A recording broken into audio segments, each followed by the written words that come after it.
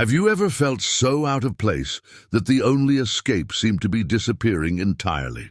For one quiet boy, the ceaseless noise and overwhelming pace of the modern world became a cage he could no longer endure. The city, with its towering structures and relentless human current, was a language he couldn't speak, a rhythm he couldn't match. We see him through a blur of traffic lights and hurried faces, his expression a quiet portrait of alienation.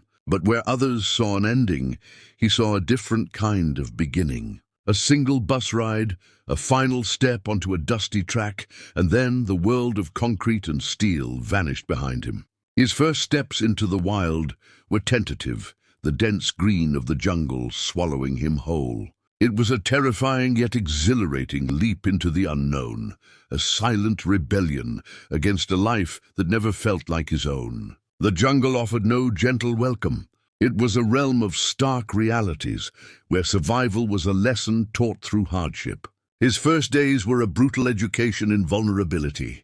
Thirst became a gnawing torment, driving him to follow the faintest sound of trickling water until he collapsed by a stream, drinking with a desperation that bordered on reverence. Hunger was a constant, unforgiving companion. He learned to distinguish the vibrant hues of poisonous berries from the subtle green of edible leaves, his body paying the price for every mistake. The nights were the hardest, filled with the unseen rustling of creatures and the bone-deep chill that seeped through his clothes. His hands, once soft and accustomed to screens, grew calloused and raw as he struggled to weave branches into a crude, leaky shelter. Each small success, a dry place to sleep, a handful of nuts, a fire that sputtered to life after countless failed attempts, was a monumental victory, a testament to his growing resilience. He was no longer just a boy. He was a student of the wild, learning its ancient, unforgiving curriculum through trial and error. His newfound knowledge was soon put to the ultimate test. The sky, once a brilliant canopy of blue, turned a bruised, ominous purple. The wind began to howl, not as a whisper but as a furious roar, tearing at his makeshift home. Rain fell in blinding sheets, turning the forest floor into a treacherous mire. This was no mere downpour, it was a storm, a force of nature unleashed with terrifying power.